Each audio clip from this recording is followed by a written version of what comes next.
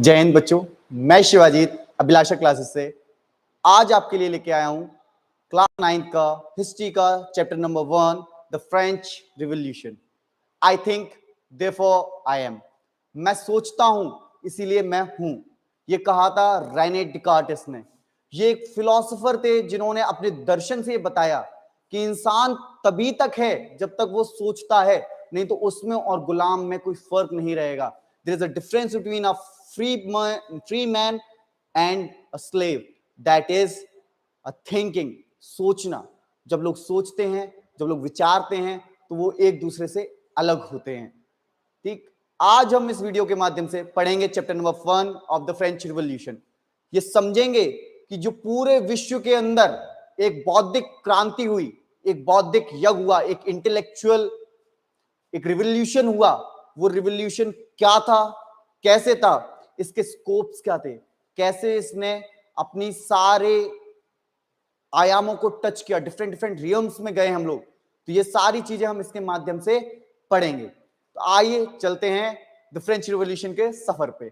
इसको हम एक नाटक की तरह देखेंगे। ये समझिएगा, ये एक स्टेज है, स्टेज के कई कैरेक्टर्स है और वो कैरेक्टर्स एक दूसरे के साथ किस तरीके से वर्क कर रहे हैं, वो सारी चीजें हम लोग इसमें देखेंगे।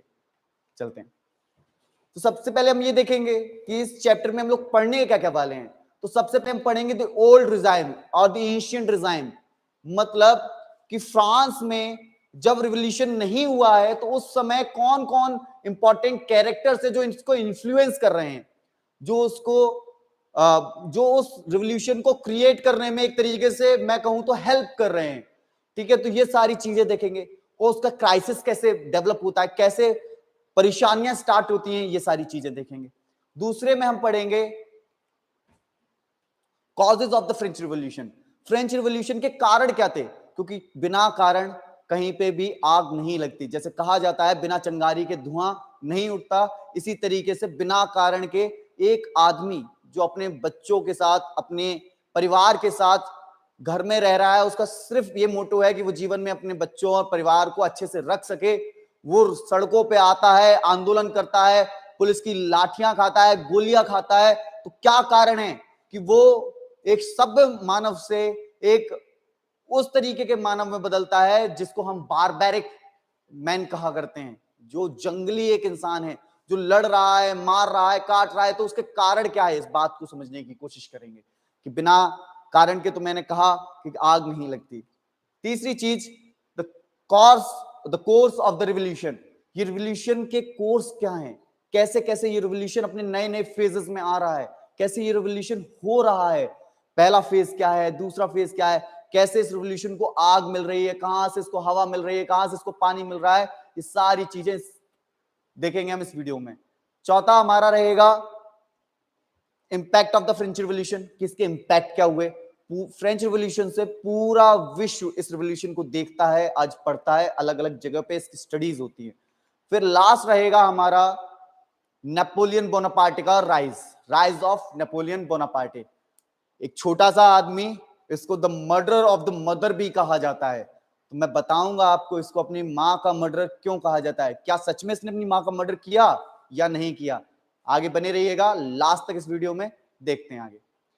अब बात करते हैं सबसे पहले कि हमारे कैरेक्टर्स क्या क्या होंगे इस पूरे रंगमंच के, इस पूरी स्टेज के, वो इंपॉर्टेंट फीचर्स या इंपॉर्टेंट कैरेक्टर्स क्या होंगे। तो सबसे पहले आएंगे हमारे दो इंपॉर्टेंट कैरेक्टर, जिनमें नाम है Louis the 16 and Mary Antoinette.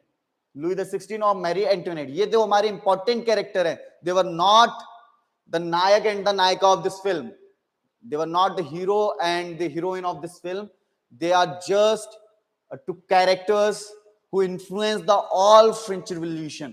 इनका बहुत बड़ा योगदान तो है, पर ये नायक और नायिका नहीं है। दूसरे हैं हमारे मैक्सिमिलियन रोबेस्पियर। अगर इनको कहा जाए तो ये हमारी पिक्चर के अमरीश पुरी हैं, एक तरीके से बैडमैन का रोल निभाते हैं, अमरीश गोवर के टाइप के, कि बैडमैन टाइप हैं बिल्कुल एकदम। फिर तीसरे हैं हमारी मूवी के Jean Jacques Rousseau. He is a great philosopher. He proposed the theory of social contract। और ये हमारे इस मूवी के चंद्रगुप्त के चाणक्य हैं, और दूसरे चाणक्य हैं हमारे जॉन लॉक। और फिर लास्ट में the last but not the least, सबसे इंपॉर्टेंट कैरेक्टर द नेपोलियन बोनापार्टी। इन सभी कैरेक्टर्स को पढ़ेंगे, कैसे इनके समय पे क्या क्या हुआ, कैसे किया, वो सारी चीजों को देखेंगे। Let's begin. तो सबसे पहले हम देखेंगे, ये पिक्चर आप लोगों के सामने है, सीन ओपन हो रहा है, पहला पिक्चर है हमारे सामने। पहले पिक्चर में लोगों आपको देखने को मिल रहा है, बहुत सारे लोग लड़ाई लड़ रहे हैं, एक टूटा हुआ किला है जिसमें क्या कहते हैं लोग लड़ रहे हैं, यहाँ पे गोलियां चल रही हैं, आपस में लड़ रही है। तो क्या कारण था इस चीज का, क्या हो रहा है, ये कौन सी जगह है, ये जगह है Paris, the capital of France. और पेरिस के अंदर वहां का आम व्यक्ति वहां के एक किले को, जो एक तरीके से जेल थी, उसको तोड़ रहा है और 7 प्रिजनर्स को, कितने प्रिजनर्स को, 7 प्रिजनर्स को वहां से रिहा करा रहा है।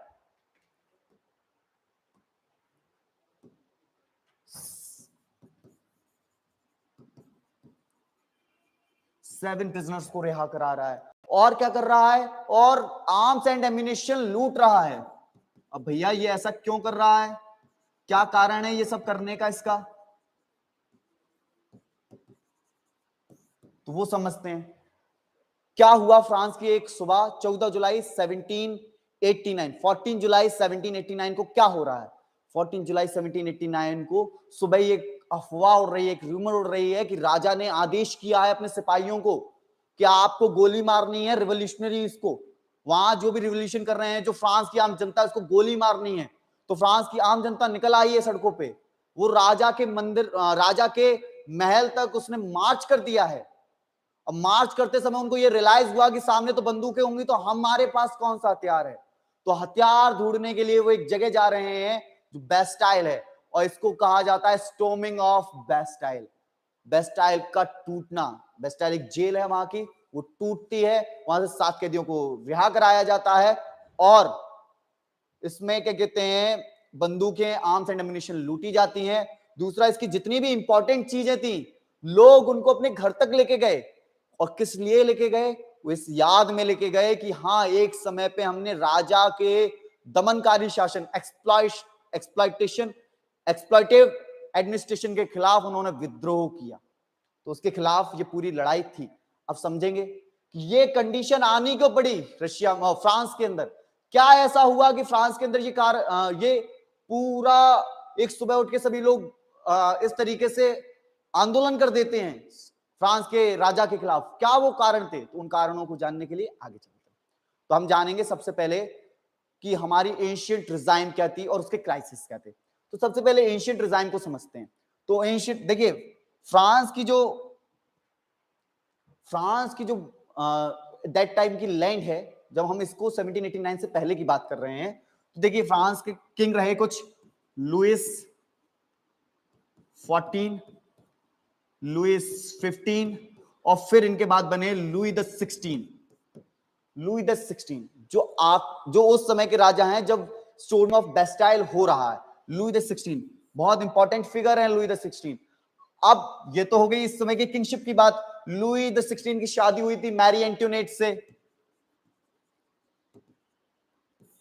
और उस फैमिली का नाम क्या है जिसमें ये मैरी एंटोनेट की शादी होके वो आई थी, तो फैमिली है बर्बन फैमिली। हाँ दोस्तों, ये वही बर्बन है बिस्किट को, जो हम बिस्किट के साथ जानते हैं जिस बर्बन को, तो ये बर्बन फैमिली, ये खुद भी ऑरेंज फैमिली से आई थी नीदरलैंड की। तो इनकी शादी हुई है लुई द 16 से, बर्बन फैमिली है, ये ओल्ड रिजाइम में आती है। इनके साथ कुछ लोग और हैं, इनके साथ है कुछ फ्यूडल्स। फ्यूडल्स को हिंदी में कहा जाता है सामंत। सामंत कौन, जो राजा की पावर को इस्तेमाल करके जनता वहां का एडमिनिस्ट्रेशन चलाते हैं, और सच कहूं तो जनता का एक्सप्लॉइटेशन कर रहे थे। ऐसे फ्यूडल्स की बात, ये इनके साथ फ्यूडल्स भी है। और कौन आएगा ओल्ड रिजाइम में, ओल्ड रिजाइम में उस समय की चर्च के कुछ इंपॉर्टेंट पीपल्स आएंगे, जो उस समय के रिलीजन को कंट्रोल कर रहे हैं, क्योंकि ये भी एक इंपॉर्टेंट फिगर है चर्च के, ये भी बहुत तरीके से लोगों का एक्सप्लॉइटेशन कर रहे हैं धन के नाम पे। ठीक, तो ओल्ड रिजाइम में लुई द 16, बर्बन फैमिली के, मैरी एंटोनेट, फ्यूडल्स और चर्च, उस समय के वो लोग जो लगातार जनता का शोषण, exploitation, economic, political and social, तीनों कर रहे हैं। अब बात करते हैं कि इनने दिक्कत कैसे आ रही है?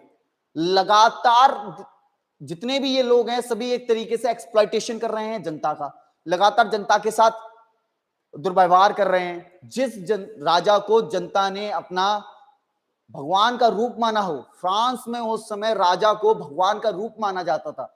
जिस जनता ने अपने भगवान को उसके ऊपर अत्याचार करते हुए देखा हो, वो लगातार शोषित हो रही हो, जिसके पास खाने के लिए उस समय नहीं हो, और फ्रांस के राजा अपने महल को बना रहे थे।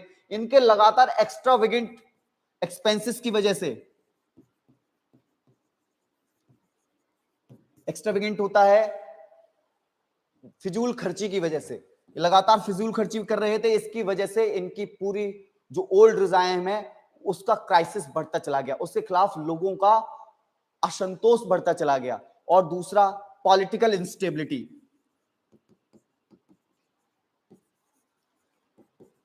ये मैं क्यों कह रहा हूं?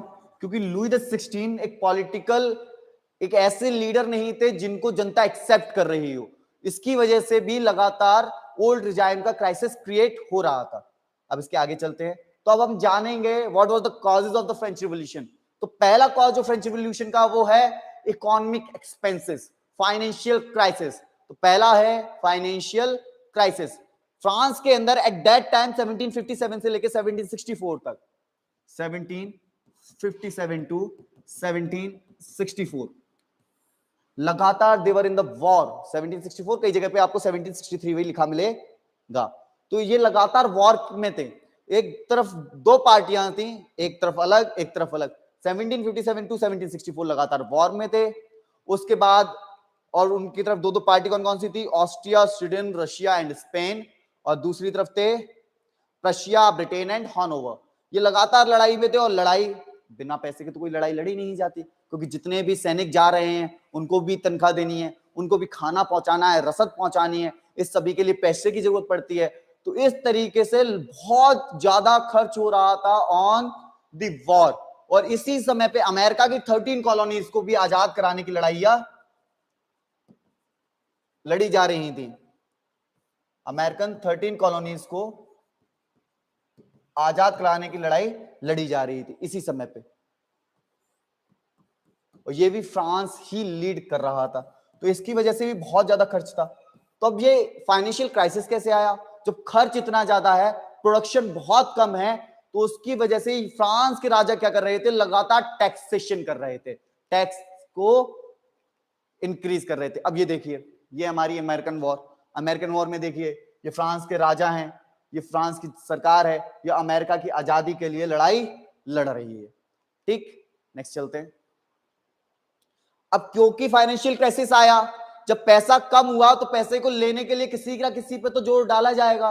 राजा तो अपने फिजूल खर्चियों में बिल्कुल कम नहीं कर रहे हैं, तो राजा ने क्या किया है? इस समय पे टैक्स को इंक्रीज कर दिया, उन्होंने टैक्सेशन इंक्रीज कर दिया। तो ये दूसरा इंपॉर्टेंट रीजन है रिवॉल्यूशन का, फ्रांस के रिवॉल्यूशन का। तो टैक्स इंक्रीज हुआ। अब टैक्स सिस्टम कैसा था? बहुत रिग्रेसिव टैक्स सिस्टम था, बहुत ही गलत टैक्स सिस्टम था। मतलब रिग्रेसिव समझ रहे हैं कि हम लोगों को याद करिए कि जो सोशल स्ट्रक्चर था फ्रांस का, वो किस तरीके का है?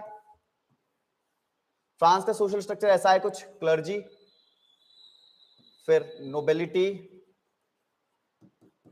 और तीसरा थर्ड स्टेट। अब फ्रांस में टैक्स कौन पे कर रहा है? ये 90% लोग, 98% लोग टैक्स पे कर रहे हैं, और ये 2% लोग टैक्स पे नहीं कर रहे। पर सबसे ज्यादा रिच और पावरफुल कौन है? ये 2% लोग हैं। जो 2% लोग सबसे ज्यादा रिच और पावरफुल है, वही टैक्स पे नहीं कर रहे, और जो गरीब आम जनता है उस पर लगातार टैक्स इंक्रीज किया जा रहा है। मतलब एक ऐसा टैक्स सिस्टम जो सभी के लिए इक्वल नहीं है, जिसमें राजा इंक्लूड नहीं है, क्लर्जी इंक्लूड नहीं है, फ्यूडल्स इंक्लूड नहीं है। सिर्फ किस पे टैक्स लग रहा है? यहाँ पे थर्ड स्टेट पे टैक्स लग रहा है। तो एक बहुत रिग्रेसिव टैक्स सिस्टम था। दूसरा पॉइंट है आपका heavy taxation on the third state. अभी मैंने बताया आपको कि इस पे बहुत ज्यादा टैक्स क्रिएट कर दिया गया था। तीसरा, economical hardship, because of the war पूरे देश के अंदर इंडस्ट्रियल रिवोल्यूशन आ रहा है, तो सभी लोगों के पास जॉब्स नहीं है अब, क्योंकि लगातार वॉर में होने की वजह से अब उनके पास कैपिटल ही नहीं बचा है जिसको वो स्पेंड कर सके। तीसरा, इनएफिशिएंट टैक्स कलेक्शन। जो उस समय के टैक्स कलेक्टर थे, जिनको राजा ने टैक्स कलेक्शन के लिए ऑथराइज कर रखा था, वो करप्ट प्रैक्टिसेस करते थे। मतलब सीधी सी बात कहूं तो वो करप्शन किया करते थे। तो करप्शन की वजह से टैक्स जो आना चाहिए था वो आ ही नहीं पा रहा था। वो टैक्स में, जैसे आज हमारे देश के अंदर अभी काफी समय से तो टैक्सेशन में बड़ा सुधार आया है, पर फिर भी हमारे देश के अंदर काफी लोग अभी भी ऐसे हैं जो टैक्स पे नहीं करते। हम लोग रजिस्ट्री कराने जाते हैं अपने प्लॉट की, तो जान पूछ के उसकी कीमत कम बताते हैं जिससे हमको कम टैक्स पे करना पड़े। तो जितना टैक्स सच में मिलना चाहिए उतना टैक्स नहीं मिल पा रहा है। ठीक, फिर अनइक्वल टैक्सेशन अमंग स्टेट। मैंने अभी आपको बताया इनके बीच में बिल्कुल अनइक्वल टैक्सेशन था, ये दोनों टैक्स देते नहीं थे, ये टैक्स देते थे। फिर देखते हैं financial crisis and attempt to raise taxes. जैसे फाइनेंशियल क्राइसिस आया तो इन्होंने क्या है, टैक्स बढ़ाने का फिर से डिमांड किया। और लैक ऑफ रिप्रेजेंटेशन।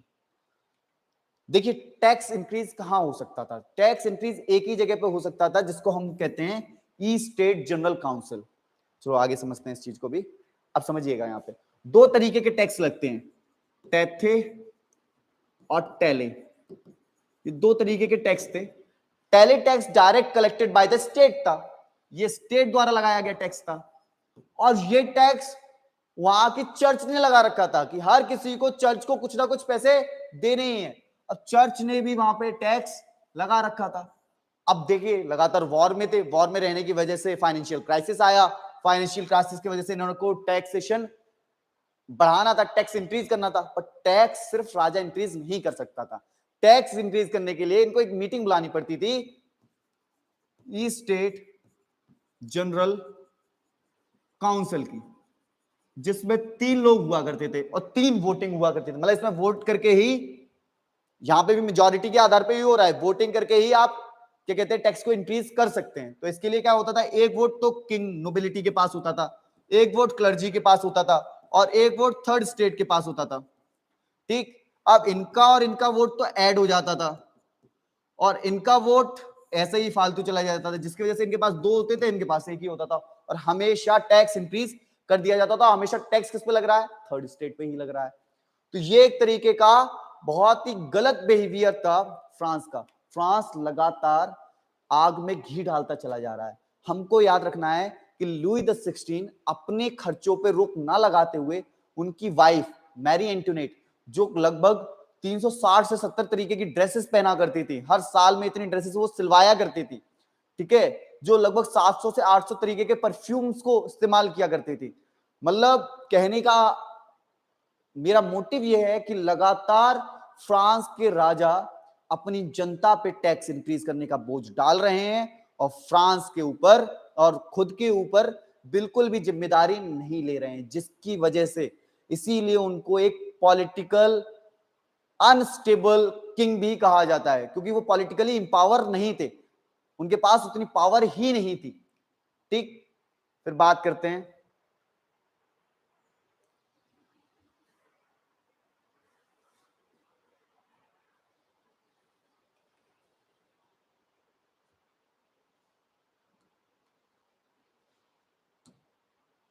हाँ सोशल डिस्पैरिटी। अभी मैं आपको बता रहा था, जैसे कि हमारी, जैसे मैंने बताया आपको कि हमारे at that time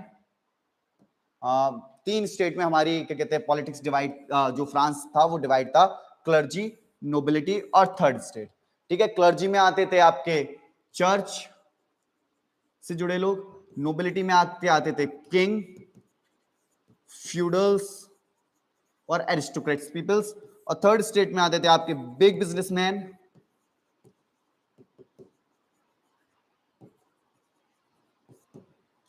plus big businessman आ गए, प्लस लैंड होल्डर्स, और आखिर में आके आते थे आपके पीजेंट्स। ठीक, वैसे ज्यादातर तो पीजेंट्स ही हुआ करते थे, लैंडलेस लेबर्स हुआ करते थे, ये सब आते थे। ठीक, इस तरीके से सोशल डिस्पैरिटी थी, मतलब सामाजिक रूप से भिन्नताएं थी। इनके पास, नोबिलिटी के पास प्रिविलेजेस थे, बर्थ के द्वारा मिले हुए प्रिविलेजेस, यही क्लर्जी के पास भी यही प्रिविलेजेस थे। बट थर्ड स्टेट के पास एक ही चीज थी, वो थी एक्सप्लॉइटेशन, कि भैया इनको तो सिर्फ एक्सप्लॉइट ही होना है, इनका तो सिर्फ एक ही चीज हो सकती है जिसको हम कहते हैं शोषण। इनका क्या होगा कि शोषण ही होगा।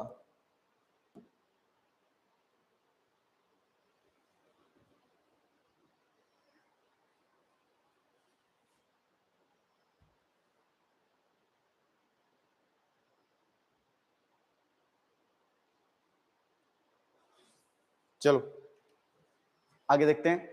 तो सबसे पहले देखते हैं ई स्टेट सिस्टम। मैंने अभी बताया ई स्टेट जनरल काउंसिल के बारे में आपको। दूसरा,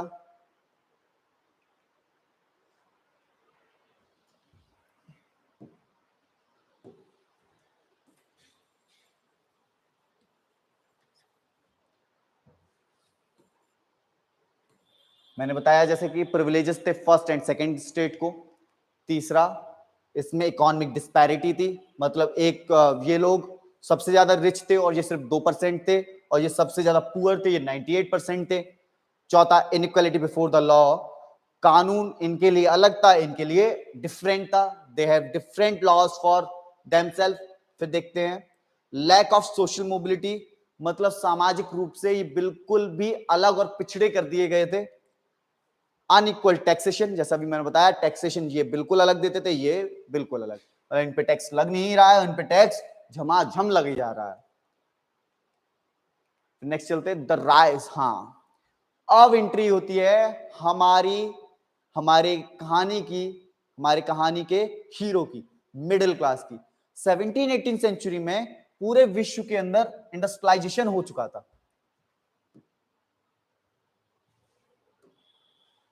पूरा वर्ल्ड इंडस्ट्रियलाइजेशन के दौर से गुजर रहा था, और फ्रांस भी उससे कुछ अछूता नहीं था।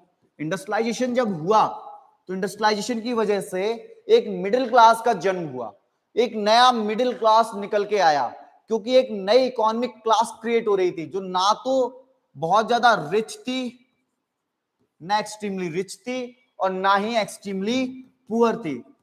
ये बीच की जगह थी, ये बीच के स्पेस को क्रिएट कर रही थी, मतलब जो पढ़ी लिखी भी थी, एजुकेटेड भी थी, और ना ज्यादा रिच थी और ना ज्यादा पुअर थी। अब सोचने में आ रही थी, ठीक है, ना तो इनको बहुत ज्यादा प्रिविलेजेस थे और ना ज्यादा बहुत ज्यादा इनके साथ सोशल डिस्पैरिटी थी। तो ये हमारी कहानी का हीरो है।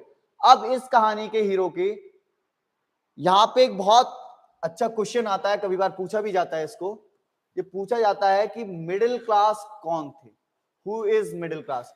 तो बच्चों इसका स्क्रीनशॉट ले लीजिएगा आपको, ठीक है, कि मिडिल क्लास कौन थे। The middle class refers to the bourgeoisie, a social group that emerged during the 18th century. 18th century में इंडस्ट्रियलाइजेशन की वजह से इमर्ज किए थे। दे वर प्राइमरली कंपोज्ड, उनका कंपोजिशन देखना, लॉयर्स थे, डॉक्टर्स थे, इंटेलेक्चुअल्स थे, ठीक है, और आर्टिशियंस थे। इसके बाद मिडिल क्लास पीरियड, जैसे मैंने बताया कि हमारी कहानी के हीरो हैं। तो अगर आपसे कोई पूछे हु इज मिडिल क्लास, तो आपको ये 3 पॉइंट्स बताने हैं, तो इसका स्क्रीनशॉट ले लीजिए, या इन पॉइंट्स को पॉज करके आप लिख भी सकते हैं अच्छे से।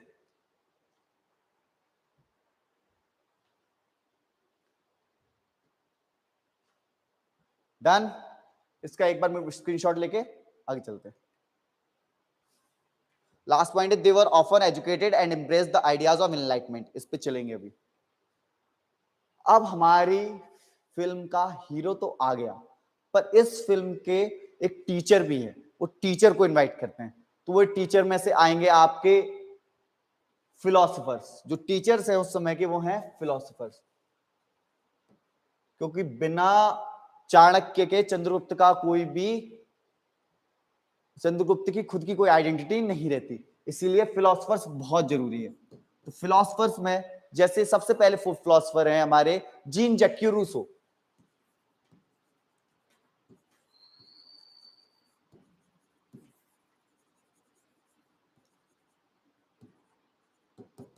Gene Jacques Rousseau, Jean Jacques Rousseau ने एक थ्योरी प्रपोज की जिसको कहा जाता है the social contract theory.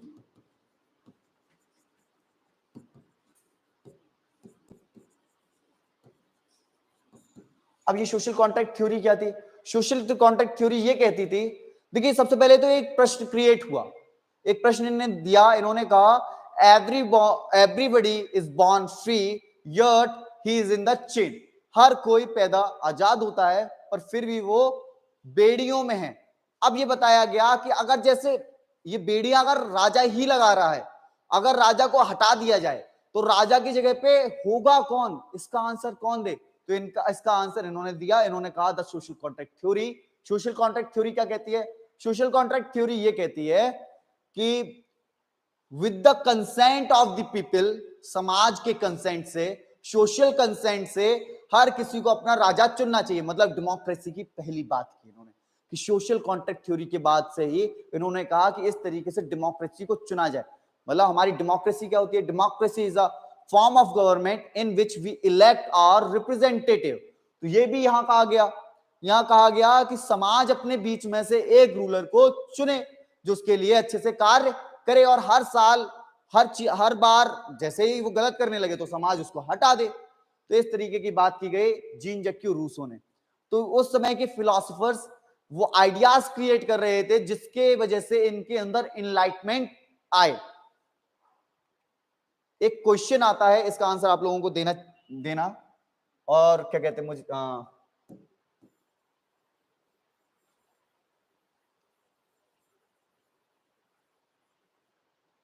How philosopher influence the French revolution.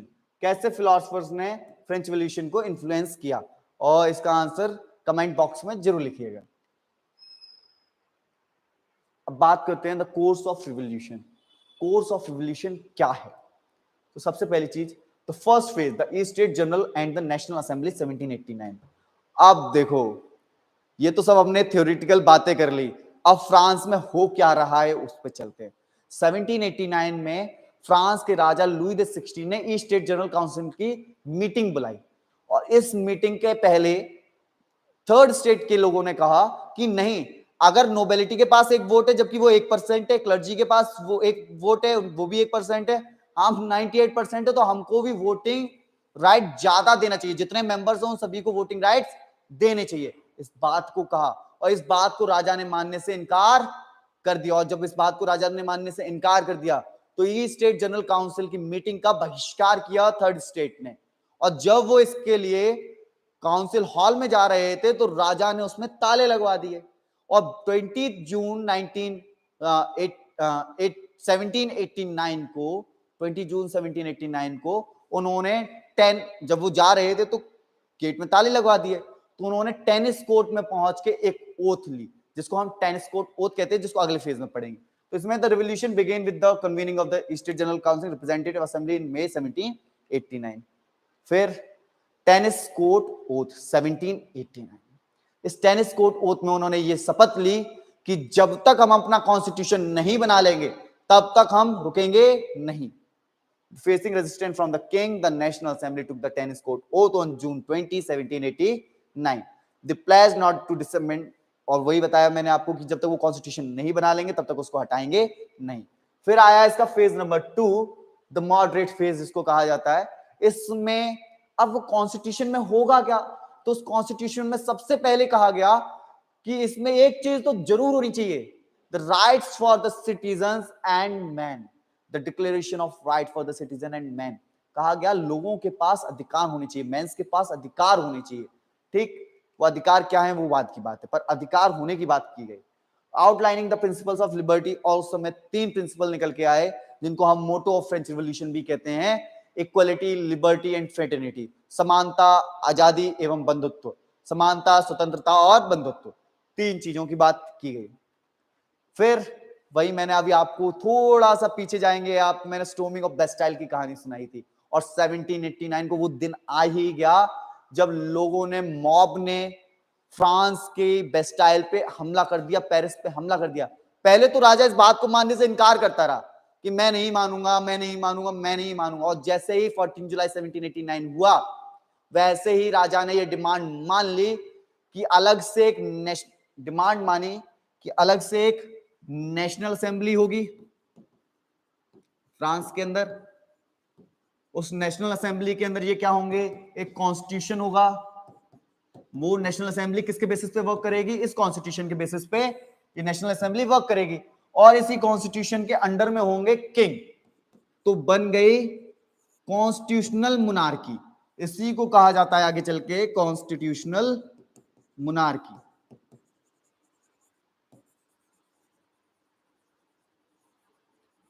अब ये बन गई कॉन्स्टिट्यूशनल मोनार्की, मतलब फ्रांस में अब कॉन्स्टिट्यूशनल मोनार्की का दौर आने वाला था, तो फ्रांस बन गया एक कॉन्स्टिट्यूशनल मोनार्क। फिर थर्ड फेज है, मैंने जैसे बताया कॉन्स्टिट्यूशनल मोनार्क का, तो कॉन्स्टिट्यूशन ऑफ 1791 में स्टार्ट हुआ, नेशनल असेंबली अभी भी फंक्शन में थी, वो ड्राफ्ट कर रही थी कॉन्स्टिट्यूशन को। This constitution establish a limited constitutional monarchy, and इसने किंग की पावर को बहुत लिमिटाइज कर दिया, एक नॉमिनल हेड की तरह रहे वो, और फ्रांस में आ गई कॉन्स्टिट्यूशनल मोनार्की। फिर बात करते हैं अब इंपैक्ट क्या हुआ फ्रांस के रिवॉल्यूशन का। पहला इंपैक्ट हुआ कि फ्रांस में जो मोनार्की थी उसको ओवरथ्रो कर दिया गया, उसको फेंक दिया गया। कैसे? 1793 याद करिए, फ्रांस में एक खबर उड़ी कि राजा अपने बगल के देश प्रशिया से मदद मांग रहा है जिससे वो फिर से दोबारा से मोनार्की को स्टैब्लिश कर सके। तो उस समय जो जैकोबिन क्लब के मेंबर्स हुआ करते थे मैक्सिमिलियन रोबेस्पियर की लीडरशिप में, और ऐसा माना गया राजा उस समय भागना चाह रहा था फ्रांस से, राजा और राजा की जो वाइफ थी Mary Antoinette, Louis the 16 and Mary Antoinette भागना चाह रहे थे, और उनको वहां कैप्चर कर लिया गया। बाद में 1793 में उनको एग्जीक्यूट कर दिया गया, मार दिया गया। और अब दौर आने वाला था फ्रांस के अंदर, बहुत मुश्किल दौर आने वाला था, उसको आगे देखेंगे। तो फ्रांस में एब्सोल्यूट मोनार्की खत्म हो गई है, लोगों के पास अधिकार आ गए हैं, citizens of man and declaration of right and man and citizens हो चुका है। तीसरी चीज, वहां पे नेशनलिज्म और डेमोक्रेसी का आइडिया स्प्रेड कर रहा है। अब दो आइडियाज हैं, एक है नेशनलिज्म और दूसरा है डेमोक्रेसी। तो व्हाट इज नेशनलिज्म? जब हम एक आइडेंटिटी को शेयर करें, एक सेम आइडेंटिटी को शेयर करें और उसके लिए वर्कआउट करें, तो वो नेशनलिज्म में आता है। जैसे कि राष्ट्र के प्रति हमारा जो प्रेम होता है वो सब राष्ट्र नेशनलिज्म में आता है। जैसे फ्रांस के अंदर दो तीन तरीके की चीजें की गई, जैसे फ्रांस का जो फ्लैग था जिसको हम रॉयल फ्लैग कहा करते हैं, तो रॉयल फ्लैग को डिसबैंड कर दिया गया, हटा दिया। अगर रॉयल फ्लैग की जगह एक फ्लैग आया जिसको कहते हैं ट्राई कलर। अगर कोई आपसे पूछे कि बताइए कि फ्रांस में नेशनलिज्म कैसे स्प्रेड हो रही है, उसके आइडियाज क्या थे, तो आइडियाज ये है, रॉयल फ्लैग को हटा के ट्राई कलर फ्लैग कर दिया गया। और क्या किया गया, वहां पे एक बहुत अच्छा गाना था मर्सेंटाइल्स, उस मर्साइल्स, तो मर्साइल्स को नेशनल एंथम बना दिया गया फ्रांस का। तो इस तरीके से नेशनलिज्म और डेमोक्रेसी, जैसे मैंने आपको डेमोक्रेसी अभी बताया था, डेमोक्रेसी के आइडियाज क्रिएट हो गए थे। अब reign of terror and political radicalisation, जैसे ही ये टर्म कौन सी है, 1793 से लेकर 1794 तक की। इस समय एक लीडर थे जिनका नाम था मैक्सिमिलियन रोबेस्पियर।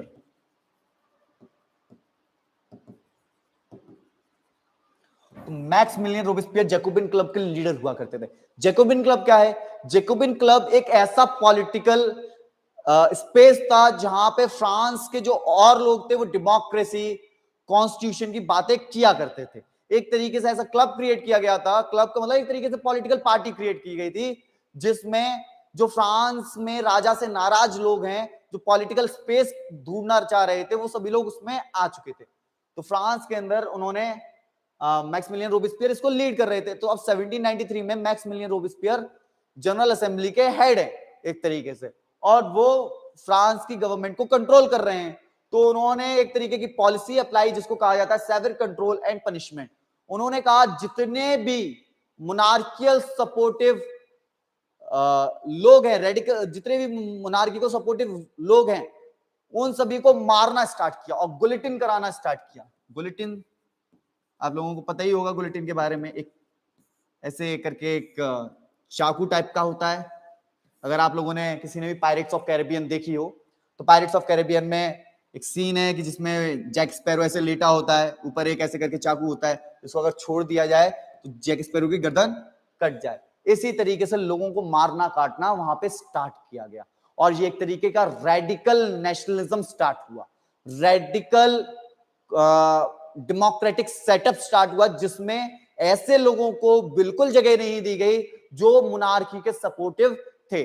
और बाद में चल के इस बात का जब इस बात का विरोध होने लगा फ्रांस में, तो मैक्सिमिलियन रोबेस्पियर को इस जुर्म में उनकी भी गर्दन काट दी गई, और इसी तरीके से फॉल ऑफ रोबेस्पियर हो जाता है और रोबेस्पियर खत्म हो जाते हैं। 1794 में रोबेस्पियर को भी गुलिटिन से वैसे ही काट दिया जाता है, खत्म कर दिया जाता है।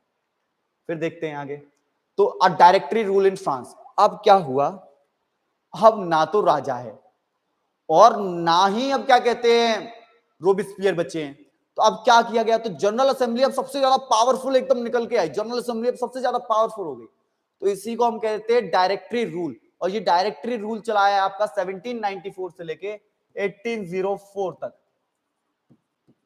और इस समय 1794 के बाद 1799 तक चलते हैं अपन लोग।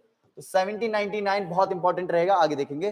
तो एक ऐसा रूल, मतलब एक तरीके से नेशनल असेंबली पावर में आ गई, तो वो अपनी पावर का इस्तेमाल कर रही थी। उसके बाद हाँ, नेशनल असेंबली में अब देखिए, नेशनल असेंबली के पास 3 पावर आई थी लेजिस्लेटिव की। उनको 3 वर्क्स देखने थे, लेजिस्लेटिव, एग्जीक्यूटिव और जुडिशियरी का वर्क। तो लेजिस्लेटिव का वर्क तो क्या कहते हैं, नेशनल असेंबली खुद कर ही रही थी। एग्जीक्यूटिव के लिए उन्होंने 5 मेंबर्स की एक कमिटी क्रिएट कर दी। ये 5 मेंबर्स की क्रिएटिव एग्जीक्यूटिव वर्क को करेंगे, ठीक है। अभी 5 मेंबर्स की कमिटी एग्जीक्यूटिव वर्क को करेंगी। उसके बाद फिर क्या हुआ, ये डायरेक्टरी रूल भी एंड हुआ। कैसे, अब एंट्री होती है इसमें नेपोलियन बोनापार्टी की, एक मिलिट्री रूलर। आप ये देखिए कि अभी France from monarchy, constitutional monarchy बना है, कॉन्स्टिट्यूशनल मोनार्की से रिपब्लिक और डेमोक्रेटिक रिपब्लिक बन चुका है। अब फ्रांस के अंदर एंट्री होती है नेपोलियन बोनापार्टी की। तो नेपोलियन बोनापार्टे एक तरीके से कंसोल की तरह कंसोल डेवलप करते हैं और 1804 तक कंसोल रहते हैं फ्रांस के।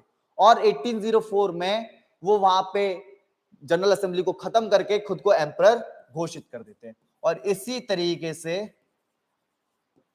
एंट्री, मतलब नेपोलियन बोनापार्टी जो मैंने आपको शुरुआत में कहा था, Napoleon Bonaparte is the murderer of his mother. तो जो मदर, किसके मर्डर थे, तो इन्होंने अपनी मां का कत्ल नहीं किया था। एक्चुअली में France is the mother of democracy and he who is the son of France murder his mother, that is democracy. इन्होंने अपनी मां लोकतंत्र को मारा था, इसीलिए इनको मर्डर ऑफ मदर भी कहा जाता है नेपोलियन बोनापार्टे को। अब देखेंगे हम राइज ऑफ नेपोलियन बोनापार्टे। तो 1804 में बोनापार्टे बनते हैं फ्रांस के एम्परर, फ्रांस के एम्परर। और इनके समय पे एक अलग तरीके का नेशनलिज्म पूरे फ्रांस के अंदर चलता है, जिसके अंदर ये अपने आसपास के जितने भी नेबरिंग कंट्रीज हैं सभी पे एनेक्सेशन करने के लिए जाते हैं। नेबरिंग कंट्रीज पे ये क्या करते हैं, सबसे पहला काम करते हैं नेबरिंग कंट्रीज में एनेक्सेशन करते हैं।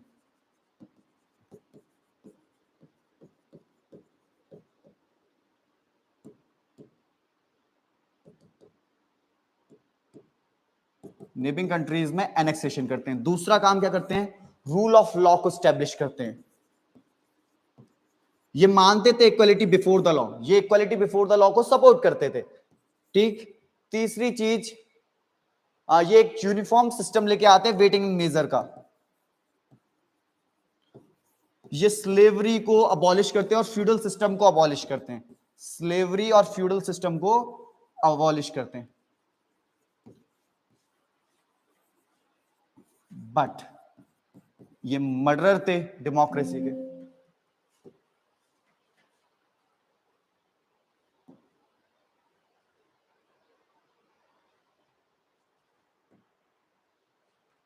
तो ये मर्डर थे अपनी डेमोक्रेसी, हाँ मर्डर ऑफ द डेमोक्रेसी तो थे, बट इनके द्वारा ये सारे काम किए गए थे।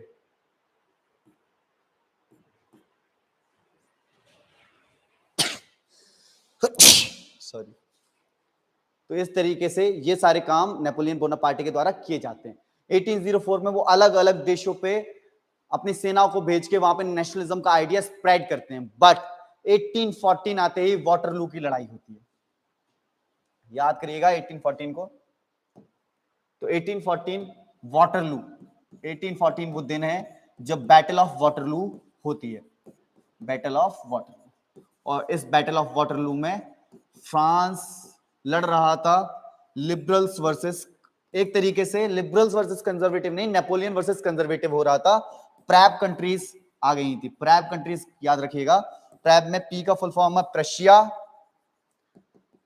आर का फुल फॉर्म है रशिया, ए का फुल फॉर्म है ऑस्ट्रिया और बी का फुल फॉर्म है ब्रिटेन।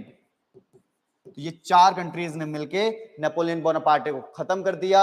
इसके बाद समझौते होते हैं, बट नेपोलियन बोनापार्टे को बाद में चल के 1817 के समथिंग में उसको मार भी दिया जाता है, बट 1814 में वो हार जाता है, उसको एम्परर की गद्दी से हटा दिया जाता है और वहां पे दोबारा से बर्बन फैमिली को रिस्टोर कर दिया जाता है। बर्बन फैमिली को दोबारा से ही रिस्टोर वहां कर दिया जाता है। तो ये सब हुआ था नेपोलियन बोनापार्टे के समय पे। Napoleon Bonaparte by birth he is a simple man, then he goes to army and join army, और उसके बाद आर्मी में उन्होंने बहुत गजब कारनामे किए फ्रांस के लिए। बहुत सारे देशों में फ्रांस की जीत दिलवाई, जिसकी वजह से उनको नेशनल असेंबली में लिया जाता है, और नेशनल असेंबली में जाते ही वो डेमोक्रेसी का मर्डर कर देते हैं। और फ्रांस जो शुरुआत में एक मोनार्की से चला था, फिर वो चल के कॉन्स्टिट्यूशनल मोनार्की हुआ, कॉन्स्टिट्यूशनल मोनार्की से चल के डेमोक्रेटिक रिपब्लिक हुआ, और फिर वो मोनार्की में पहुंचा। इस पूरे सफर को फ्रांस देखता है, पर इस सफर के ये इंपैक्ट नहीं है। इस सफर के इंपैक्ट क्या है और इस सफर के पूरे विश्व में क्या इंपैक्ट रहे? तो इंपैक्ट, अब क्वेश्चन ये आएगा कि what were the motives of the French revolution, या what were the impact of French revolution on the world. तो हमको क्या क्या इंपैक्ट है तो इसमें, या फिर what were the ideas in the French revolution. तो हम लोग बताएंगे पहला idea equality before the law, दूसरा idea the right of mans and citizen. देखते हैं इधर। तो पहला आइडिया है हमारा, लिखना हो तो लिख सकते हैं आप लोग, इक्वलिटी बिफोर दी लॉ। दूसरा idea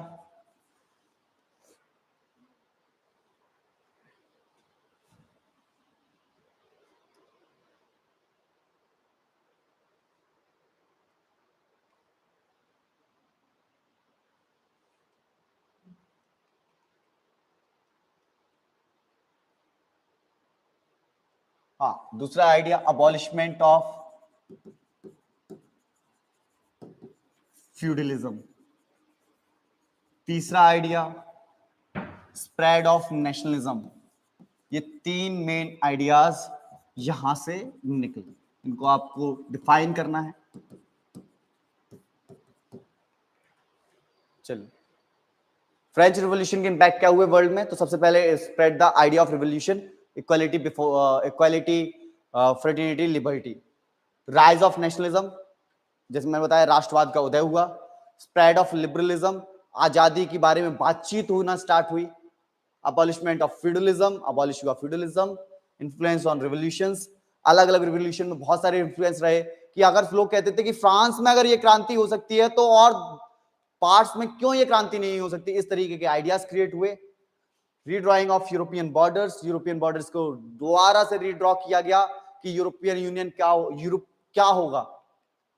impact on women's right, women's के राइट्स पे इंपैक्ट पहुंचा। अभी वुमेन्स को राइट्स नहीं मिले हैं, पर वुमेन्स के राइट्स की बात होना स्टार्ट हुई। और creation of modern secular state, एक ऐसी सेक्युलर स्टेट्स क्रिएट किए गए जिसमें state is separated from the religion.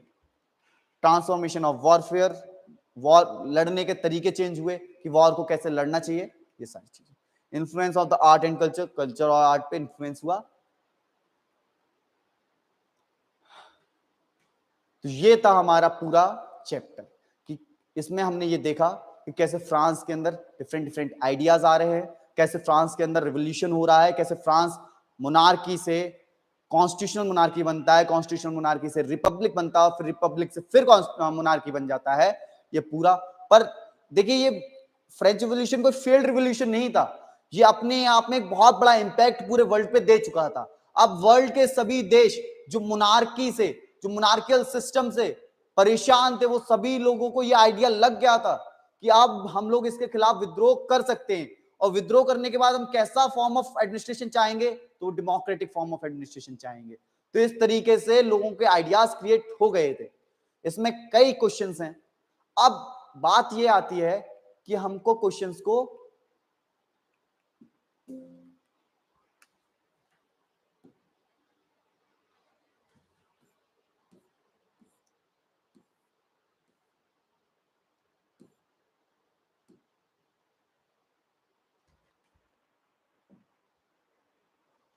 Question को लिखना कैसे है, तो समझिएगा कि क्वेश्चन को कैसे लिखना है। तो सबसे पहले याद रखिएगा, क्वेश्चन आपका वो दोस्त है जिसको आपको अपनी मां से मिलवाना है, और आपके माता पिता ये जानते हैं कि यही बच्चा है जिसकी वजह से ये फेल हो रहा है लगातार। तो क्वेश्चन का सबसे पहला पार्ट जो होता है उसका इंट्रोडक्शन, वो इंट्रोडक्शन इतना जबरदस्त होना चाहिए कि पहली ही बारी में मां इंप्रेस हो जाए। मतलब जैसे ही वो दोस्त जा रहा है, उस दोस्त को पैर छूने डायरेक्ट, मतलब एक बेटर इंप्रेशन देना है। तो आंसर को ऐसे लिखना है कि उसका इंट्रोडक्शन बहुत जबरदस्त हो। फिर उसके स्पेसिफिकेशंस लिखने हैं कि उसमें क्या क्या स्पेसिफिकेशन है, और स्पेसिफिकेशन को प्रूफ करने के लिए आपके पास फैक्ट्स एंड लॉजिक्स होने चाहिए। तो उन एक्सप्रेशंस को लिखना है, फिर फैक्ट्स और लॉजिक्स उसमें देके उनको प्रूफ करना है, और आखिर में फिर मां के पैर छूने हैं, जिससे मां को ये लगे कि ये संस्कारी है। तो उसके लिए क्या करना है, कंक्लूजन उसका जबरदस्त देना है। इस तरीके से हमको आंसर राइटिंग करनी चाहिए। ठीक, आंसर राइटिंग के लिए एक अलग से क्लास ली जाएगी, और उसमें सभी क्वेश्चंस, इससे जुड़े हुए जितने भी क्वेश्चंस हैं सब किए जाएंगे। जय हिंद।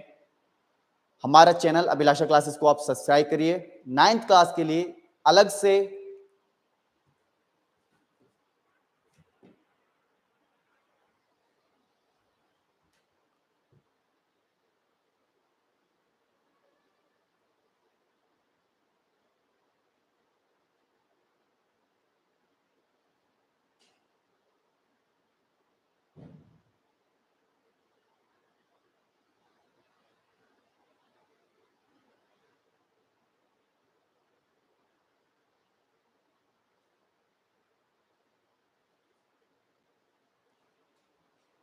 नाइन्थ क्लास के लिए एक बैच हमारा चलता है। यूट्यूब पे तो आप वीडियोस ले ही सकते हैं, पर ऐप के ऊपर ये सभी वीडियोस नोट्स के साथ भी मिलती है। एक आपको बैच कोड डालना पड़ेगा, किरण 9, किरण मतलब आशा, और ये आशा 9th क्लास के लिए है। तो 9th क्लास का ये बैच डालना पड़ेगा। किरण 9 डालेंगे तो आपके पास फ्री टेस्ट आ जाएंगे, वीडियोज लेक्चर आ जाएंगे, नोट्स आ जाएंगे। अगर आपको फिर भी कोई प्रॉब्लम होती है तो योगेश सर हैं, हमारे मैनेजर हैं, इन सीनियर मैनेजर हैं, इनका ये नंबर नोट करिए, और इनके इस नंबर को फोन करके आप पूछ सकते हैं सारी चीजों को। जय हिंद दोस्तों।